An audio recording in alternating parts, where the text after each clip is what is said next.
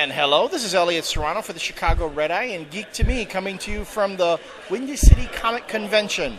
And I'm here with Jeff Zwirek. Jeff, thanks for joining me. Thanks, Elliott. Thanks for having me. Always a pleasure. For those of you who don't know Jeff, he is an independent comic creator. That's right. Most notably for Burning Building Comix. That's right. And if you've ever visited the Comics Waiting Room, you'll find some interviews that I've done with Jeff. Jeff also appeared at the Diane Tanios Superdog Underdog Art Gallery exhibit a few months back, and we spoke with Jeff via podcast at the gallery open. So now we've got you on video for the Red Eye, so everyone can see what you look like. You look kind of like Tintin. That's what I was going for. Tintin? Yeah, absolutely. The Tintin look. Where's your little dog, though? Oh, shit. So, Jeff, what have you been up to?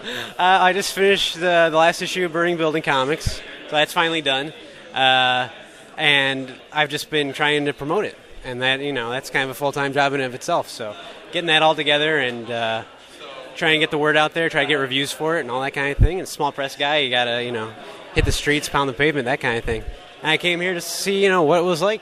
Walked in, I've been here for 5 minutes, and I've already seen like 4 people, immediately. It's kind of cool. You go to Wizard World Chicago, and, you don't see anybody, there for 3 days. So It's a much different environment already. Do you have a table here? I don't know. I didn't know what it was going to be like. I didn't know if it was going to be all superhero-centric or what. So I kind of thought I'll just go the first year and see how it is. Right. And then, but it looks like it's catering to kind of the smaller guys. So I hope they're doing it again next year. Well, from everything I've seen, looks very successful. They've been doing pretty good business, and should hope to see you have a table here next year. What else has been going on with you? The comic book. Curious. Mm-hmm. I have heard some creators say that once they finish a big project, they go through this sort of postpartum depression. Has that sort of thing hit you? There's for me, it's I've never really finished an entire series. I usually started stuff and then it would kind of peter out because I wasn't getting the kind of response I wanted, so I would try something different.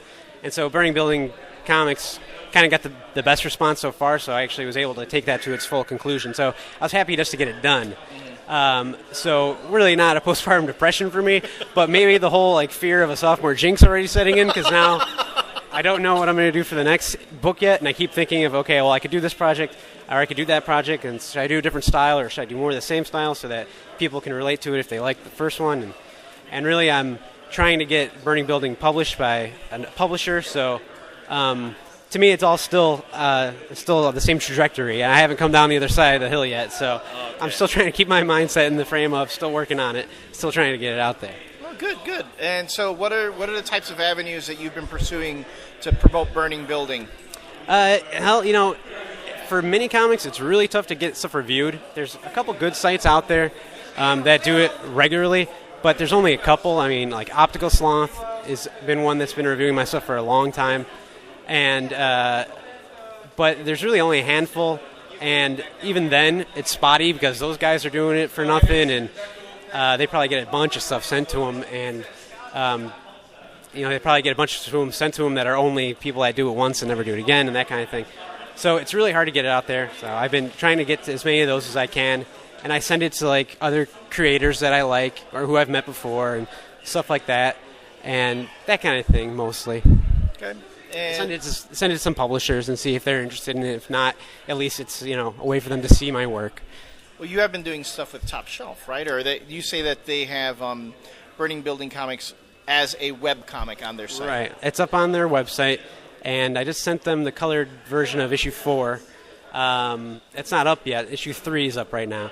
Issue 4 is probably going to be up in a couple weeks, and I haven't colored issue 5 yet, but issue 5 will probably be up in another month or so after that. What's that process like? I know with the mini comic itself, it's primarily in black and white. Right. You do some washes in there too? No, there's no washes. It's on a colored tone paper, and the coloring process, I did a 2-tone kind of color where it's a dark blue for the line, where the line was black, it's a dark blue, and then the background instead of white is a lighter blue, and then I'd have the red and the orange for the fire parts. Right.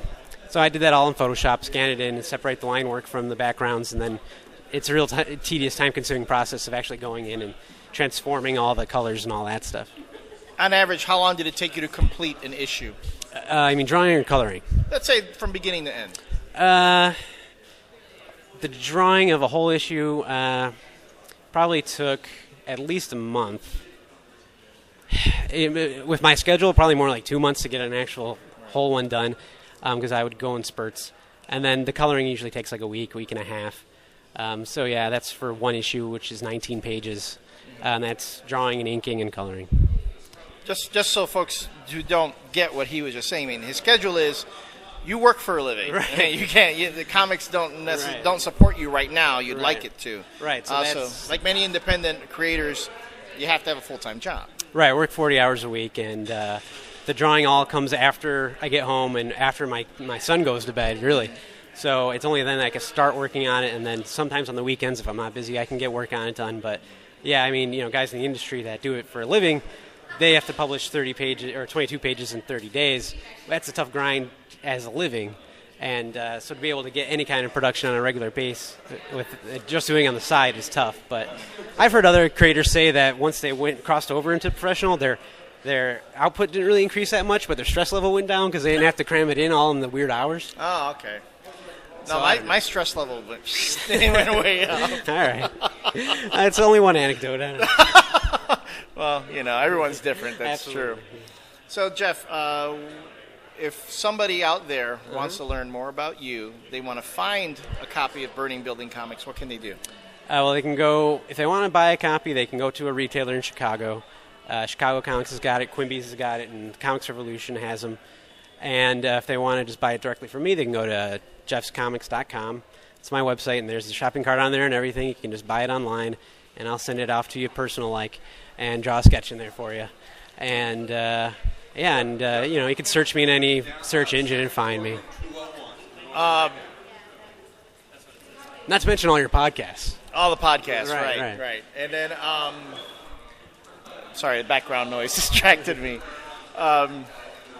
Are you still burning little pieces of paper to put in there? Well, but now that I'm done, I had sat down one night and did them all, as many as I could without being completely bored off my ass and burning my fingertips. And hopefully I'm done with that. I might have to do some more if I'm not sure how many I actually did. Right. But yeah, hopefully that's done and done forever. Any more buildings going to be burning down in your world? No. People have been asking me about that. They're like, well, you could keep going with it because the idea is kind of a formula, and really it comes to an end in the fifth issue. But technically, you could do like another building or anything like that. Right.